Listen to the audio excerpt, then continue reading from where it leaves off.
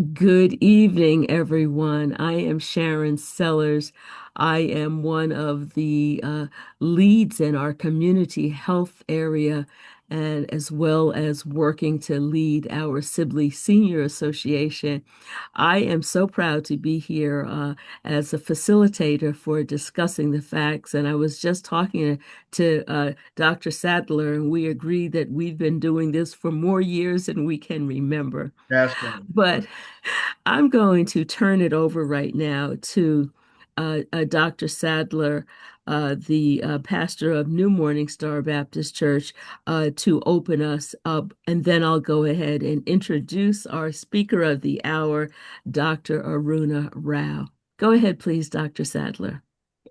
Well, good evening, everyone. Thank you for joining us. We are just so grateful and thankful that you've supported us all of those years that our moderator spoke about. Discussing the Facts is a collaboration between New Morning Star Baptist Church and the Sibley Senior Association. Each month, we come together on the third Wednesday to provide enlightenment, enhancement, and enrichment to your lives by capable and competent health professionals to come and share their expertise. We're grateful and thankful, and I want to move out of the way so that our moderator can get started and you can get all the information that will helpfully inspire you in your life. Let's begin as we bow for a word of prayer. We thank you for this wonderful day. We're grateful and thankful for all that you have done, are doing, and shall do in our lives. We ask blessings upon this assembly of those who are coming to receive information and those who are sharing information. We pray that it will help us in our daily lives and it would help us that we'll have healthy mind, healthy body, and healthy spirits. We are grateful and thankful for the opportunity to broaden the horizon of all those who are looking in and sharing tonight. And we ask that this will be a wonderful experience. We ask it all, and I say amen. Amen. Amen. All right. Tonight is going to be a wonderful evening because we're going to be talking a lot about sleep. And I bet you there are people in our midst that did not consistently say that they get 7 to 9 hours of sleep every night. If you're one of those, then perhaps this discussion is going to be for you because Dr. Aruna Rao is coming to us to help us better understand sleep disorders and also understand what some of the current treatments are. Dr. Aruna Rao is the assistant professor of neurology here at Johns Hopkins Medicine. She has been with us from the very beginning, from completing her neurology residency here, followed by a fellowship in sleep medicine. She is now an integral part of the Johns Hopkins Sleep Disorders Center, which now is actually specializes in the evaluation of all types of sleep disorders, of course, including anything such as insomnia, circadian rhythm disorders, sleep-related movement disorders such as restless leg syndrome, sleep apnea, insomnia. So I want to move myself out of the way so that we can really hear from Dr. Aruna Rao. I've been privy to looking at her slides and talking with her, and I know that you are definitely in for a treat tonight. Dr. Aruna Rao, please go. Thank you very much for inviting me to give this talk. I'm very happy to talk about sleep because always tell people sleep is your superpower. So Mhm. hopefully you will feel the same at the end of this talk. So I have no financial disclosures. And I just wanted to start by what do people think is sleep? Um, some people, believe it or not, even doctors have asked me, is it coma? It is not coma. Sleep is a very active process. There are so many things happening during sleep, including learning, consolidating your memories, cleaning out your the waste or trash from your cerebrospinal fluid. And it's also not coma because it is easily reversible, right? You hear a noise and you wake up. So it is so hopefully that will help dispel the myth that it is coma. Mostly I think for my colleagues because I have been asked this by doctors. So there are two processes that control sleep. One is process C, which is driven by the circadian rhythm, the circadian clock. It's a little part of our brain that controls the timing for sleep, for all the cells in your body. And I'll talk to you a little bit about this in the next slide. And then the homeostatic process, which is how tired you are. The more tired you are, the more stronger your sleep is going to be.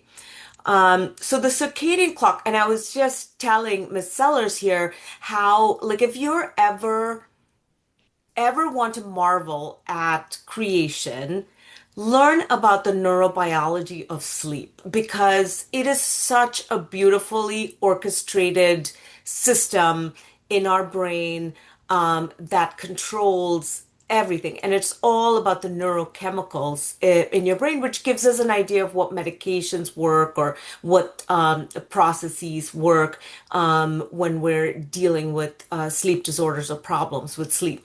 So it's this teeny tiny little part of your brain called the suprachiasmatic nucleus.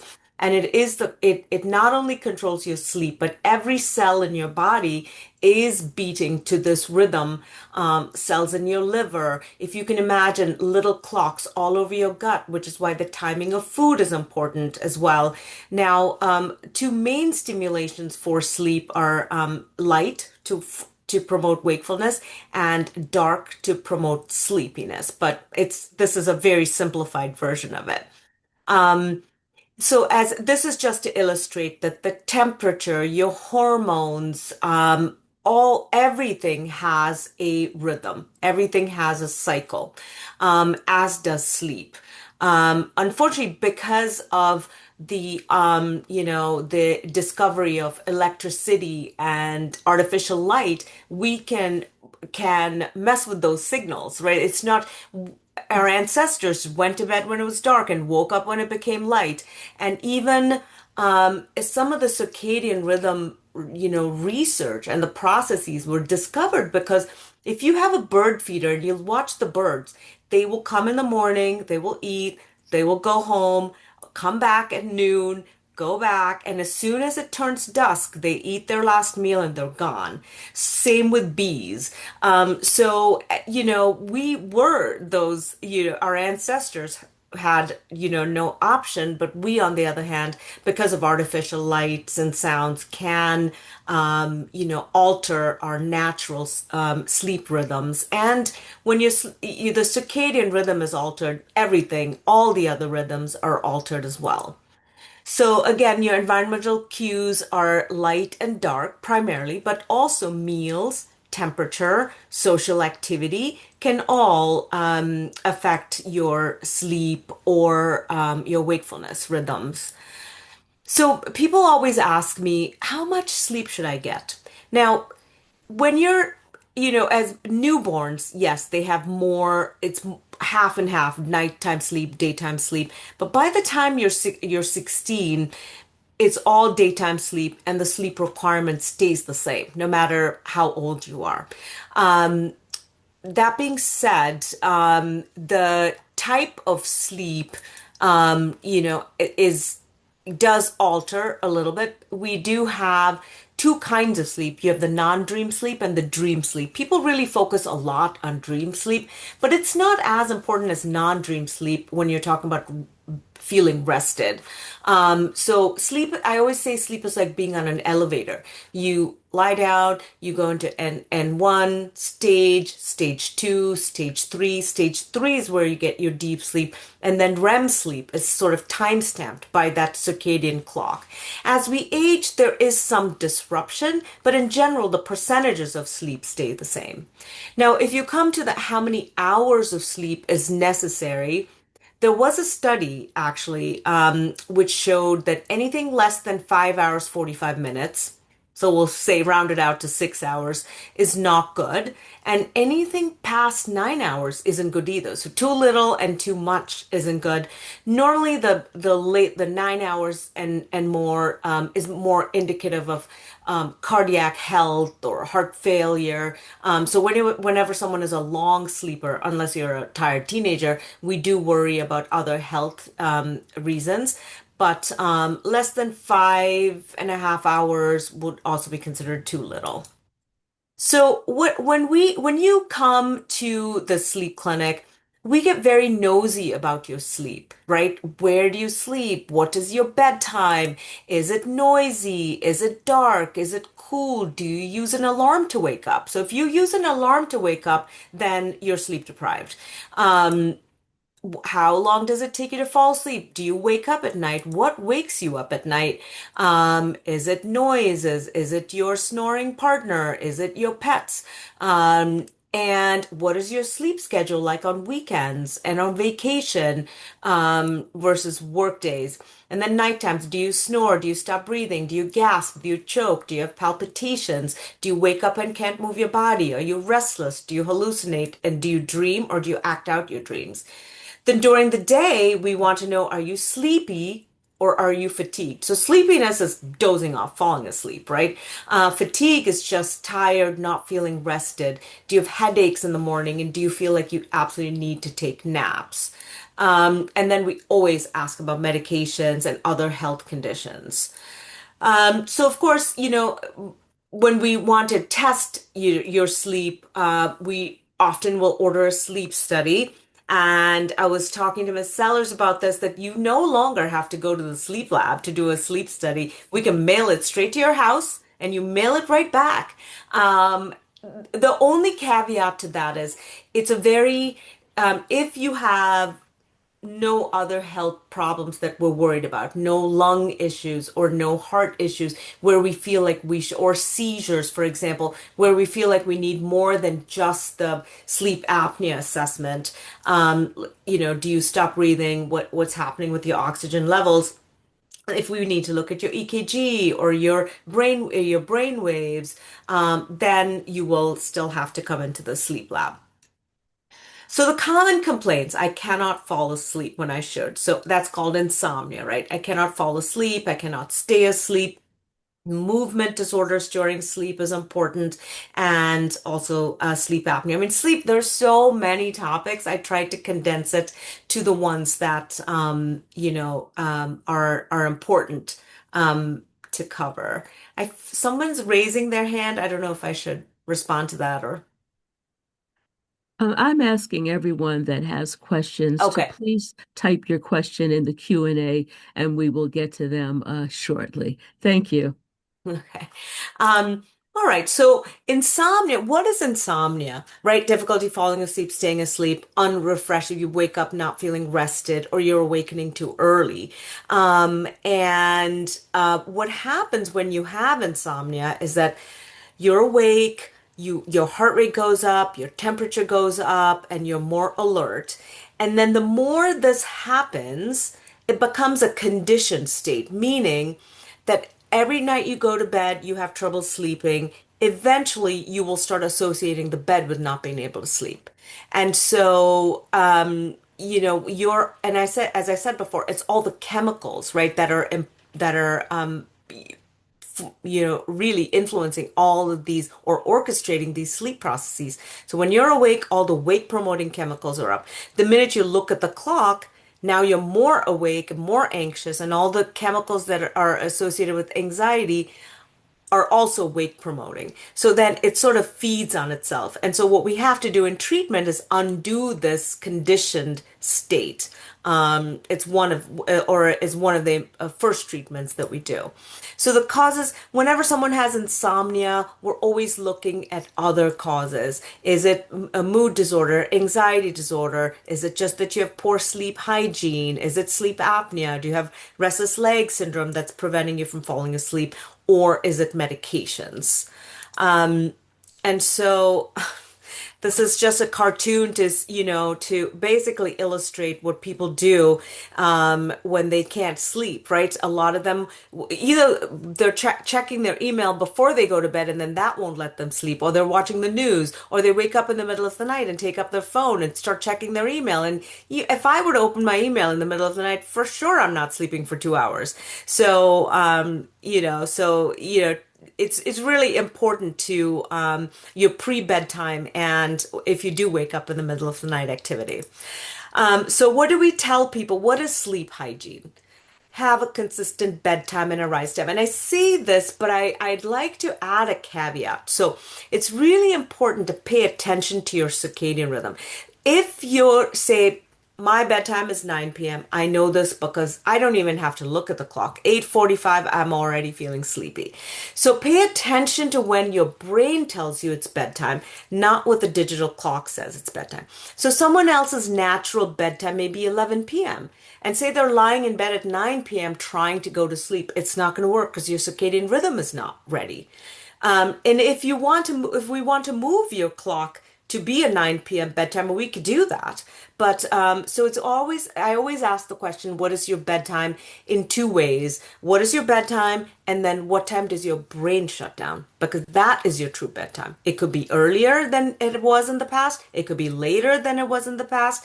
Sometimes people's natural bedtime is 3 a.m. and then they have to wake up at 7 a.m. to go to work. So then we have to adjust their sleep schedule. So it's really important to pay attention to when your body says and your brain says, okay, it's bedtime. That is your natural bedtime. And also, so falling asleep naturally, waking up naturally is the best way to sleep.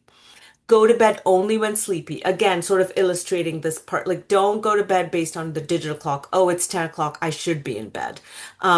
If that's when you should be in bed, we can certainly adjust it for you to be in bed. But we have to start out by figuring out when is your natural bedtime.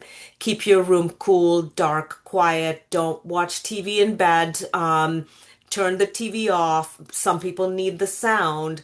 But the problem with the television on all night is the changes in the decibel levels, and our ears are trained to pick up these changes. It's better to have white noise, or maybe it's on at the beginning of the night when you're trying to fall asleep and goes off on a timer.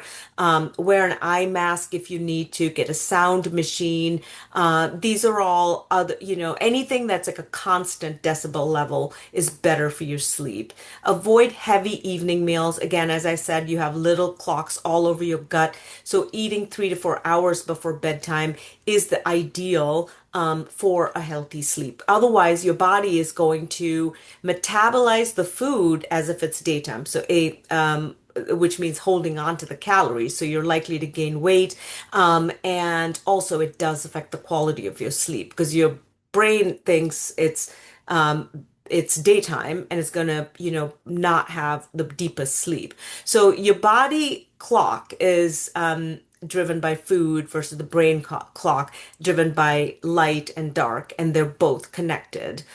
Avoid alcohol, prior to bed, or, with dinner, because alcohol will deepen your initial sleep, but can disrupt the rest of your sleep. Also just worsens breathing during sleep. If you already have an issue with breathing, it's going to make that worse. Minimize afternoon, evening caffeine. I say, depending on how sensitive you are to caffeine. If you feel like if you drink coffee at 3 or tea and you can't sleep, then move it to 1 or noon. So you have to really figure out. Some people say, oh, I can drink coffee at 7 p.m. and still sleep. That might work for a while, but then at some point it's going to stop or it's going to disrupt your sleep. Minimize daytime sleep. And I say this all the time. Like, if you are going to take a nap, first, we have to figure out why you need a nap. Is there something going on with your nighttime sleep that you're not getting your sleep quota met? As soon as you wake up, there's a chemical called adenosine that rises, and it has to reach a critical point, a peak, before melatonin starts, and that takes about 4 hours before your bedtime, before you actually fall asleep. So if you take a nap, that process is interrupted and adenosine has to start from scratch. And so that could delay your nighttime sleep. So if possible, keep your sleep all at nighttime and try not to sleep during the day. If you do fall asleep, 15 minutes so that you're not going into a full sleep cycle. If you fall asleep for more than 20 minutes, then that's a sleep, not a nap. Exercise is very important and also the sunlight, right? But we tell you not to exercise too close to bedtime because that could be stimulating. There are some apps that you can use, Headspace, Insight, the Calm app. These are all really good apps to help you get into a bedtime routine. They have breathing exercises. My patients love the bedtime stories. So anything audio, like an audio book or a podcast or a bedtime story that will go off with a timer are good options should you need something to help you sleep. Because lying in bed, worrying about your to-do list or worrying about things, any business that you haven't taken care of during the day will interrupt your sleep. So if you need to, however you can compartmentalize, I tell people to come up with a time during the day that you can do your to-do list or write down your the thoughts that are bothering you, your stressors. But there are plenty of tools now that you can use to help you get into good sleep rhythm. Should those not work, again, Headspace app is a good app that I tell a lot of patients, but they what they do is sort of therapeutic things like progressive muscle relaxation, deep breathing, meditation, mindfulness, and bedtime stories. And if those don't work, then we might suggest medications. Now, with medications, I always say if there you, the plan should always be short term. Um, because it's more important for us to figure out why there is an insomnia, what is causing the insomnia before we jump to medications. I have these in color coded. Now, we should never use any of these red or orange um, or yellow medications unless they're being used for something else. Okay, so opioid analgesics never should be used for sleep, primarily. Like sleep should not be the indication. If you're using it for something else, maybe. Muscle relaxants, same thing. Like it's important with this class of medications to remember that it also affects your breathing. It also affects the way your brain responds to drops in oxygen levels. So we absolutely do not prescribe these. If you are using them for some other reason, they can actually cause breathing problems during sleep. So, and then these medications and in combination with other medications are even more of a risk. So we don't use these antipsychotics again, only if there's another indication that you're using the medication for as well. Benzodiazepines, these essentially work on the same receptors as alcohol. They also have a high risk of Alzheimer's disease. They also all of these medications have a risk of falls. And of all the risk of a fall is far worse. Fall and injury and hurt, hitting your head, God forbid, is much worse than insomnia. So really judicious use, short-term use is what we advocate. We never use them primarily for sleep. Um, Antihistamines, again, short term. There's a stressor, you need a short term sleep aid. Antihistamines are okay. There are some supplements like melatonin. I'm sorry, melatonin, I'm going to talk about also separately, but magnesium, for example, is good for sleep. Um, you can use, so valerian root is not good for sleep. St. John's wort is not good for sleep. So look at the contents of the sleep aid, over the counter sleep aid that you choose. Melatonin, people think melatonin is a sleep medication by itself. It is not. Melatonin is a signal. It signals to your brain that it's time to go to sleep. As I said, the adenosine and the melatonin system that takes over. takes about 3 to 4 hours for you to fall asleep after you take melatonin. So if you take 3 milligrams and it's not working, 6 milligrams, it's not working, it's not the med for you, or the timing is wrong. We definitely don't advocate more than 9 milligrams or 10 milligrams. And it's good for certain indications like jet lag or if you do shift work. They're very specific indications. And again, short-term use. Um, Anti-epileptic medications, again, if you're on it for some other reasons. Now, the green light meds are antidepressants. Some antidepressants are good for sleep, Doxepin, and if you're on it for some other reason, and if you need um, an antidepressant for depression with insomnia, then hopefully one medication can treat both. If you're not on an antidepressant for depression or anxiety, there are some antidepressants that we can use specifically for sleep. And then you have the actual sleep medications, which again, they work either on the benzodiazepine receptors, the melatonin receptors, or the orexin receptors, and we have to really tailor them to what the cause of the sleep is. There are some short-acting ones versus long-acting ones. If you are going to take the medications, you have to have 8 hours of time to sleep. Especially women, 50% of it is going to stay in your system. So you may wake up in the morning feeling groggy, and you're going to think it's because you didn't sleep enough, but it might be that the fact of the cumulative effect of the medication. So it's important to be careful with these medications, the timing of medications. If there is a risk that you have to get up in the morning and be mobile or, God forbid, drive, then be cautious. Make sure you have 8 hours of to sleep. Make sure you wake. If you don't wake up feeling rested, I would rethink the medication. There are some medications that work for 4 hours, for example, and that might be a safer option because especially if you just want to fall asleep, you have trouble falling asleep, then you could take one that's short acting. It will help you fall asleep. And if you wake up in the middle of the night and you can't go to sleep, then you can repeat a dose if you have 4 hours because it's in and out of your system in 4 hours. So it's really important to tailor it, understand if it's not working, why it's not working, and be very, very cautious with long-term use. If you're using these long-term, then we're missing something, right? If you need it long-term, we're missing some other underlying cause of the insomnia. Um, so this is another disorder, irregular. Some people have this. This is a sleep log that we have people fill out. Sleep and wake are all over the place. And a lot of the treatments that we use are to help consolidate this, right? Bring sleep to the daytime and also try to consolidate sleep. For some of them early on, at least maybe in the initial stages, they'll need medications like melatonin or some of the sleep aids just to help consolidate it.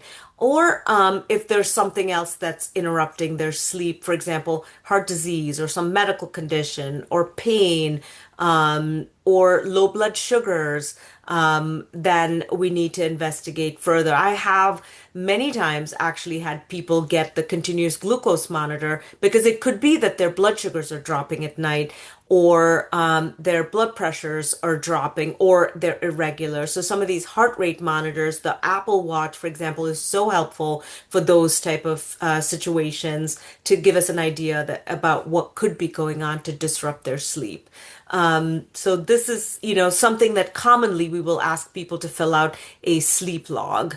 And then what happens, right, as a consequence of sleep disorders is you're sleep deprived, and sleep deprivation can really cause a lot of errors. If you are 1 or 2 days sleep deprived, you can have micro sleep. So your eyes might be open, but your brain is having little episodes of sleep. Your sleep debt is going to get paid one way or another, which is why, there's so much emphasis now on duty hours. For example, for doctors, we're very strict now about duty hours for interns and residents so that they're not functioning and working sleep deprived. So one day of sleep deprivation affects your mood or performance, like that person writing that sign. And after 2 or 3 days, you get micro sleeps or inattentiveness, and certainly can lead to road traffic accidents. And the treatment is more sleep. I always say treat sleep deprivation with more sleep. Okay, so this is again the circadian rhythm disorder. So this is what we want, right? We want your actual sleep to match your circadian rhythm, but it's not always aligned because your work cycle or your social cycle does not align. Now it could be delayed.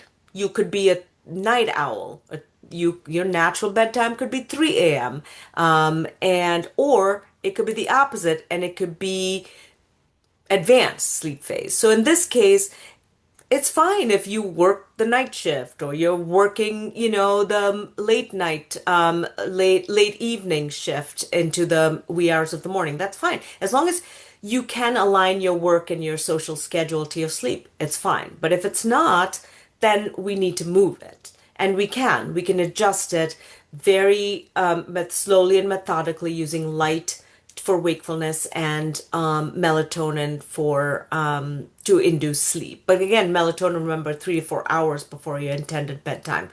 Now, I have had people with delayed sleep. It usually happens in high schoolers, teenagers, college grads. They're in college. They can, delay their classes or adjust their class timings. And then they hit the workforce, have to be at work at 8 a.m. And suddenly they're all, sleepy people. So they come to the clinic then.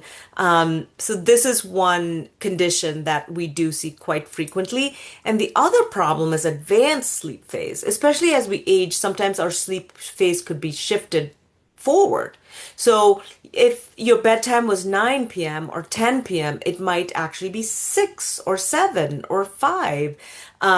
So paying attention to when your brain shuts down is so important. And we can use light and other treatments to move the sleep cycle, to delay it a little bit, to be more at night, more in the later hours at night.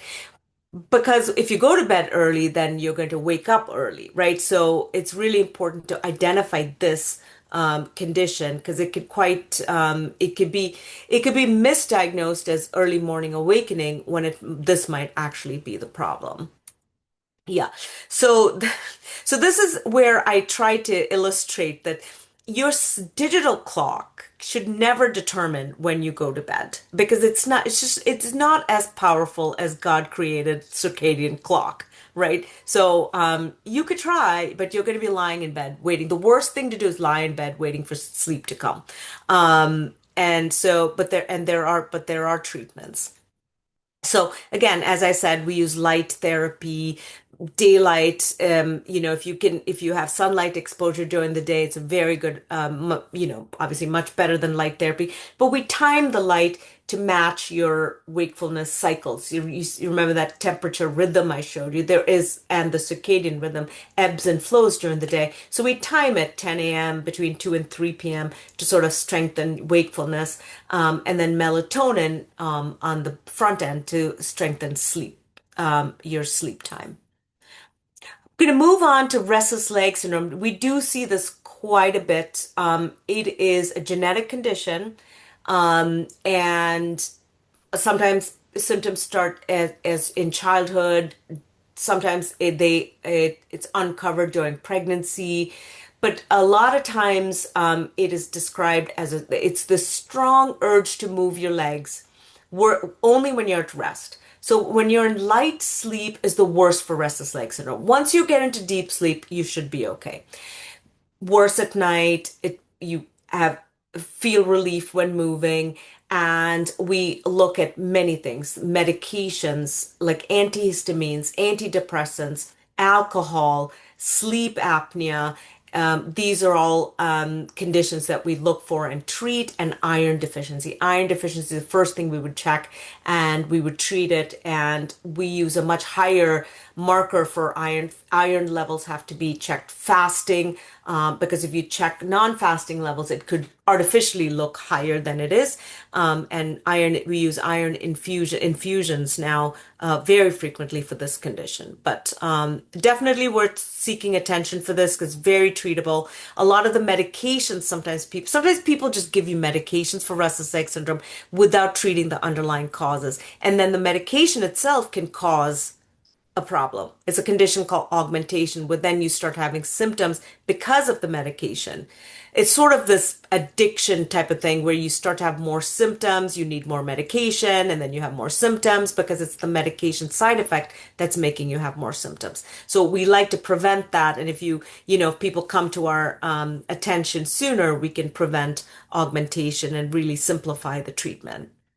Um, REM behavior disorder is something that we definitely want to, sorry about that, we want to make people aware of. So it is not just nightmares, it is acting out your dreams.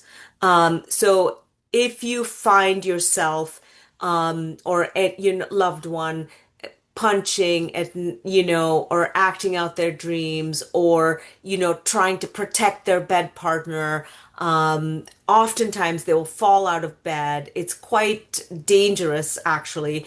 And it's an indication of possible neurodegeneration. So it's important that this be brought to our attention, not least of reasons because of the injuries that it can cause if you fall and hit your head on the nightstand or people have broken bones from it.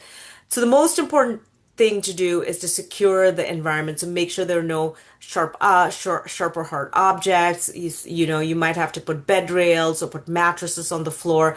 Antidepressants can definitely cause it or bring it about if you don't have any underlying neurologic problems. But a neurology evaluation is important for neurodegenerative conditions like Parkinson's disease, where this REM behavior disorder can precede Parkinson's by 15, 20 years. And then we always have to rule out sleep apnea when there's anything that interrupts your sleep at night. We're going to want to rule out sleep apnea. So moving on to sleep apnea. What is sleep apnea? So sleep apnea is when you're lying down, your palate falls back, your tongue falls back, it narrows your airway. And if it narrows, you snore. If it completely closes, you stop breathing. Your brain is so sensitive to not having oxygen that it's going to wake you up, either from a deep sleep to awake or deep sleep to light sleep. Now, it's important to realize that it might just be your sleep that's disrupted, but what is happening is the pressure in your chest cavity goes up when you stop breathing. It affects the blood flow to your heart, away from your heart rhythms. It's as if your body's in a state of inflammation. And we have people who stop breathing 10 times an hour to 100 times an hour. So you can imagine with that much sleep disruption, your brain is not getting any rest, but also it is really affecting your heart and blood pressure and other it's called blood sugars and inflammation in your body. So the overt symptoms are snoring, stopping breathing, gasping, choking. Nighttime acid reflux is a symptom. Frequent urination at night, especially if you have frequent urination, more frequent at night than during the day, then we need to look for sleep apnea. And then, of course, nightmares. Daytime symptoms are fatigue, sleepiness, behavioral problems, but morning headaches. If you have headaches when you wake up in the morning that are gone in 20 minutes, then it could be an indication of sleep apnea because what happens is when you have sleep apnea, your blood vessels in your brain get larger and that can cause headaches. And then once you're awake, that normalizes, headaches go away. So, if you are a snorer and have sleep apnea, you're not alone. Many world leaders have had them, have had the symptoms. So, and it does affect your intellect, not just your energy, but it does. And I'll show you some slides now. FDR, also thunderous snorer, was tired, sleepy, headaches, and still ran the country. Go figure. But what other things that happen is, again, high blood pressure, arrhythmias. If you have atrial fibrillation and you have sleep apnea, even if you treat the atrial fibrillation, it's not going to get better or it'll come back unless you treat the sleep apnea. cardiac failure, heart failure, memory, learning, attention, hyperactivity in children, mood disorders. And clotting, this is important because it makes you more at higher risk for blood clots. It affects your platelet function, your fibrinogen, and in general, your blood vessels are in a state of oxidative stress, diabetes, blood sugars, and also your cholesterol levels. And I know it's hard to believe, but really, it does have all of these have been proven time and time again with research. And even if you just take your blood and look at all the markers of inflammation, it's like your body's in a state of inflammation. And when you do treat it, all of these improve. Blood pressure improves. People come off their blood pressure meds, blood sugars, and cholesterol improves as well. And we pay close attention to the heart, blood pressure, arrhythmias when we evaluate not only for sleep apnea, but also the treatment effectiveness. And I wanted to say about heart disease, the when you have heart failure, it's important for us to to test for sleep apnea because the treatments are so different also when you have heart failure. And in terms of high blood pressure, most of us, when you sleep, your blood pressure goes down, so it dips at night. That's just a normal function. But in sleep apnea, we're considered non-dippers, meaning your blood pressure stays elevated at nighttime. So this is again just to show that the blood pressure increases during the apneic episode, and then it can cause, again, it's, not to give you like a school school science lecture, but it does show that severe apnea, when you treat it, it improves your cardiovascular function. Um, Again, in your brain, same thing. You have a high rise in blood flow and then a fall. The abrupt fall, remember, low blood flow to the brain causes strokes, right? So you can get a steep rise in blood flow during the apnea and then a steep, abrupt fall after. And that has been proven even during the day. People, if you have sleep apnea, you can have lower blood flow during the day. And you obviously, it does affect your stroke outcomes. There's so much data to show and research to show how sleep apnea affects stroke and stroke outcomes. Now, in terms of cognitive effects, you could see here, these are the mammillary bodies. They're responsible for memory. And you can see here in sleep apnea how small they are. And by the way, this is the same effect that chronic alcoholism can have also. And it's a similar mechanism for the cognitive memory effects. This is my particular interest, is cerebrospinal fluid. And this is the normal looking brain with the cerebrospinal fluid flowing normally. And the cerebrospinal fluid clears out from your brain several times during the day, but specifically during REM sleep at night. And so all the tangles and the components, that cellular components that we find in Alzheimer's disease, gets cleared out from your brain during sleep, and they have proven that mostly this happens during REM sleep. So the contents of this theoretically can lead to accumulation of those neurofibrillary tangles that are associated with Alzheimer's disease.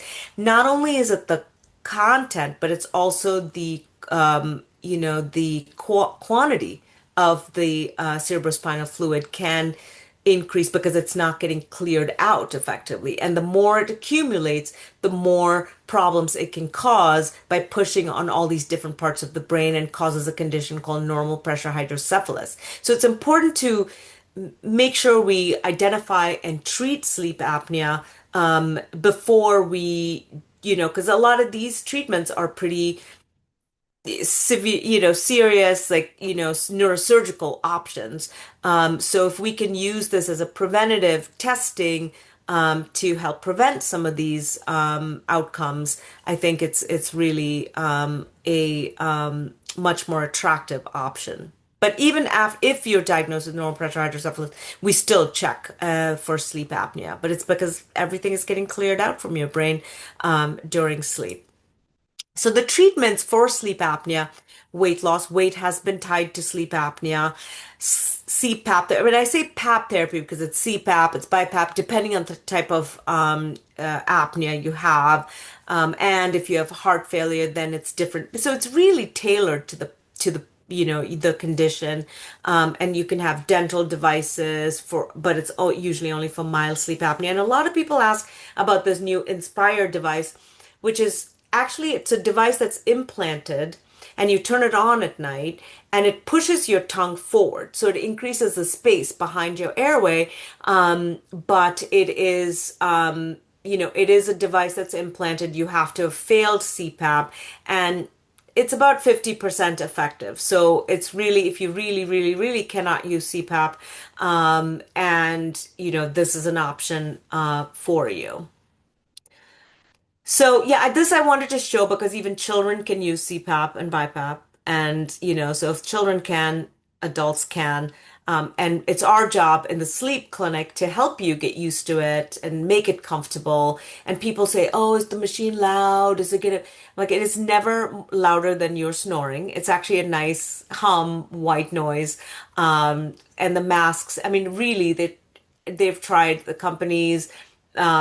Have tried so hard to make it as comfortable and user friendly. And when you do, when it works well, I mean, people don't go anywhere without it, right? They travel with it. And even pilots, you will see, your pilots have to use it if they have sleep apnea, drivers, right? You can't get your CDL renewed now without being, because it's just, when you fall asleep at the wheel or remember the time I think the air traffic controller fell asleep when the president's plane or Michelle Obama's plane was about to land? I mean, those are not, and Tracy Morgan was in this accident because a truck, right? I mean, that was sleep apnea. And it is not that danger to life is not worth it. So, it's definitely worth treating and not to mention beauty sleep. They don't call it beauty sleep for nothing. It does improve your skin. It does improve the way you function, improves your memory, and makes you a happier person. So this is what a dental device look like. It is sort of it's set to your measurements with a sleep dentist. It's adjusted to your sleep apnea level, and we actually do adjust it in the sleep lab so that we can titrate it just like we would a CPAP machine. And then here's the hypoglossal nerve stimulator if you feel like you want an implant in your body. But I will say, because we do have access to the data, because I work with all the people who are doing the procedure and the research, and it is about 50% effective. So in summary, I just, want to say, just again, remember sleep is your superpower. It will pay you back, in more ways than you will know. And falling asleep naturally, waking up naturally is the best way to sleep. When you need treatment, we individualize it. We really discourage, I think sleep doctors use the least sleep medications because there is a way to use it, there's a time to use it, and there is a duration to use it. And the dangers of medication side effects can sometimes outweigh the effect. And as I kept harping on at this lecture, like, respect that circadian clock. Just follow your circadian rhythm. If we need to adjust it, we can adjust the circadian rhythm. But this is a good rule of thumb to start when you want to figure out what's going on with your sleep. I mean, and one of the questions Ms. Sellers asked me was about the devices, right? Can you use your devices to tell you if you have good sleep or not? Absolutely. It will give us an idea of how much deep sleep you're getting, how disrupted your sleep is. And that's very helpful, definitely, for us, because, if you don't get enough deep sleep, there are some medications that we can use. And I say medications, but supplements, even magnesium, because I we know what chemicals are affected when you're not getting deep sleep. It's GABA. So we may use magnesium, which helps with GABA, or we can use gabapentin itself that, affects. So it really helps to tailor. But I'll tell you what really helps me when people come in with their device printouts. It tells me how bad their sleep is. It tells me that they're going to bed at 2 a.m., 3 a.m., 1 a.m. I'm like, why are you going to bed at 1 a.m. and waking up at 6 a.m.? Tell me, so that for me is more telling when someone brings in their printouts because some people are, their sleep is so disrupted and so all over the place. So I know they try to show it to me because, they think it helps me, but it really is telling on them many more times than it is helping.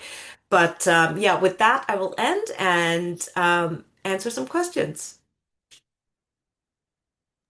That has been absolutely wonderful. I know that we all have learned much. I want to go to some of the questions that are already in the Q&A right now. And if anyone else has questions, please write it in the Q&A. We don't have the ability right now to call on people that have raised their hands. Um, Sleep paralysis, what is that? Is that a medical term? Is Yeah. it real? It is real. Sleep paralysis is when you're in REM sleep, your brain is active because you're dreaming, but your body has to be almost completely paralyzed. Otherwise, everyone will be acting out their dreams. So there's a chemical called glycine that gets secreted. Your muscles are all relaxed. Now, if you wake up for whatever reason in the middle of that and your brain is awake, but your body hasn't woken up yet, then it can be very frightening. It could be a few seconds, but it feels very scary that you can't move. Some very specific conditions are associated with it, like narcolepsy. If Yeah. you're younger, narcolepsy, but anything that disrupts your sleep. And if you're very, very sleep deprived, you can also have sleep paralysis. But typically, it's associated with narcolepsy, sleep deprivation, and anything else that's disrupting your sleep, particularly sleep apnea. Thank you. I'm glad you mentioned that.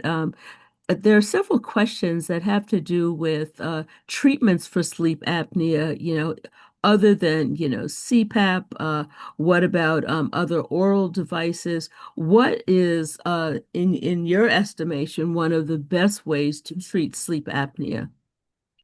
I mean, I'm biased, but I will say the weight loss for sure will help you with your Hmm. sleep apnea. Even a 5% drop in your body weight will help with sleep apnea. It also matters if it's mild or moderate or severe, right? If it's severe sleep apnea, I will say you know, CPAP has the best evidence, right? So what CPAP does, it's not oxygen. It's a warm humidified air that stents your airway open. It's a mask that blows warm humidified air and just keeps your airway open. So if you imagine your airway as a hose without water going through it and with water going through it, how it expands. That's all CPAP does. And it is, in terms of efficacy, by far the most effective. But if you have mild sleep apnea, certainly you can use a dental device. You have other, non-FDA approved devices on the market, which are they effective? Possibly, but again, unless we test them all, we can't really say how effective. So if you can't use CPAP, and we can bring your sleep apnea levels down from severe to moderate. Is that better than no treatment? Probably. So a dental device may bring it down from severe to moderate or moderate to mild. But yeah, I mean, I would say of the two, weight loss, CPAP, oxygen in some cases, that would work as well. But it's very, very hard to get oxygen by itself approved unless you can prove there's some lung problem that's causing low Right. oxygen at night. Yeah. Right. Okay. A couple other questions.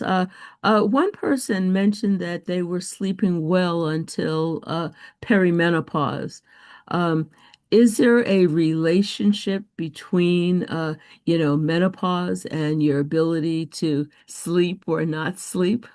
There is. And I actually delved quite a bit into this because it's a question that comes up frequently, and so what I discovered was do hot flashes wake you up? Sometimes, not always. What does happen though with the hormonal changes is that Hmm. your deeper sleep is affected. And then when someone has insomnia, then they develop bad habits from the insomnia. So you wake up in the middle of True. the night, you're waking up now maybe for, a few weeks, and then you start to get into these bad habits. Every time you wake up, you go, you get a snack, you get on your phone, you get on your computer, and then that sort of begets in more insomnia. So really the things that can be treated are the slow wave sleep percentage, which, again, as I said, GABA is a good treatment for that. 7:55 p.m. I'm sorry, I don't know why my watch is talking to me. And then also, um, there are the newer hormonal replacements actually have an effect on sleep as well. So I would say so previously HRT, yes, would Hmm. help, but the newer, agents do have a benefit for sleep. And again, I think getting a sleep study, first of all, making sure there's no sleep apnea, nipping the insomnia in the bud, and figuring out if there's something in the sleep structure itself that's altered is the best option. Now, if there are hot flashes, yes, there are ways to treat it, right? You can use antidepressants, you can use oil of primrose. Those are all options to treat the hot flashes itself. But all the data suggests that hot flashes themselves don't disrupt sleep as much as what happens like you wake up and then you perpetuate the wakefulness by these habits. Okay. There are at least two or three questions here that mention the prescription medication, gabapentin, as being something that has been prescribed to treat sleep disorders. Can you share with us what gabapentin does, and is this something that is well researched? So, GABA, so when you look at the chemicals that affect sleep, GABA is the chemical that's responsible for sleep induction in Mhm. your brain. So, gabapentin is it's an anti-seizure medication. They use it for peripheral nerve pain. They use it for mood. It has multiple uses, but it is the only medication that can give you slow wave sleep. So say someone comes Mhm. to our sleep lab and we look at their sleep study, no sleep apnea, nothing else. Oh, I still can't sleep. We look at the sleep architecture, right? N1, I said this is first stage of sleep, second stage, and then the third stage of sleep, that's slow wave. That's when you get most of your rest. So that would be an appropriate indication for that condition. If you're using it anyway for other things, say seizures or nerve pain, then that's great. If you can have one medication to treat two things, then absolutely, that would be a good option. If you have restless leg syndrome, it's better to treat with gabapentin than with some of the other, we would call them dopamine agonist medications that are also used for Parkinson's, because those are the ones that are problematic. So yes, it has multiple uses, but it really, again, has to be tailored to the condition, and what is going on in the sleep architecture. So it is commonly used, but it's not, the uses have to be specific to the condition. Um, well, and there's one question here. I think you pretty much have answered this. This is, someone who's had insomnia post-cancer battle and was prescribed gabapentin for chemo-induced neuropathy, and it seems to be helping. Okay. Yeah. Wonderful, wonderful. Okay, we are coming down to the end. There's really time for maybe one more question, but I want to go ahead and respond to some of the things that I hear. People want to know, how can they get in touch with you? They want to know, how do they make an appointment? They want to know, do we at Sibley have any of the great things that you're talking about that exist on the Baltimore campus of Johns Hopkins? I have to explore that about Sibley. I mean, Hmm. if you have a sleep department, yes. Anyone who does sleep medicine can help with any of these conditions, a sleep trained clinician. But yes, if you need to reach me, I mean, I could certainly, you have my email, Miss Sellers. Certainly you can Right. give that out. And if you reach out to me, it is a little bit of a, as you know, every, what do you call telephone tree, you just get lost in the branches, I feel like. So if you need to get in touch with me, I would say yes, just contact me directly and I'll see if I can help you navigate our sleep you know, scheduling nightmares. Okay. Well, that is wonderful. I just want to say again, thank you so much, Dr. Rao. I have learned a lot. I think the audience has learned a lot as well. The request has come, and with your permission, I'd like to be able to share your slides, if that's okay. Absolutely. Yes, please. Wonderful. I will be sharing slides. I will be sharing a link to the recording. So Hmm. I just want to say thank you, everyone who has joined us. This has been one of our largest webinars. At one point, there were more than 80 people here. So I'm really excited that people tuned in to hear you, Dr. Rao. So again, thank you so much. And Thank Dr. you. Sadler, if you want to come off mute and close us out, that would be wonderful. Absolutely. This has been fantastic, and hope that all of us have a good night's sleep tonight. And what I did here was we should sleep with intentions, and let us pray. Now I lay me down to sleep. I pray the Lord my soul to keep. We pray that this experience helps us and every one of us, and that we will have better sleep, learn how to sleep, and then learn how to live when we are awake. We thank the presenter, thank our moderator, and all of you who have joined us to make this a success tonight. Amen. Thank Mm. you so much. And Thank I you. just want to say one other thing.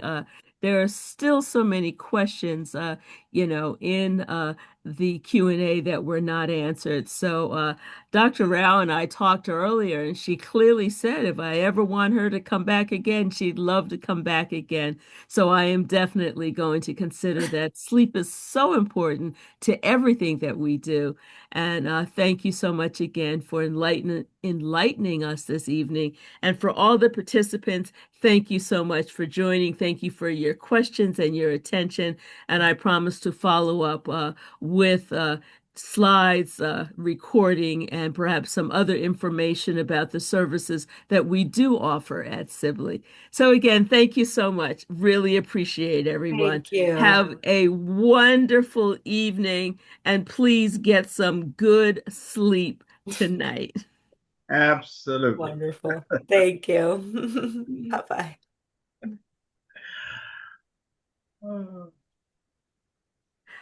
Okay, okay, I am stopping the recording.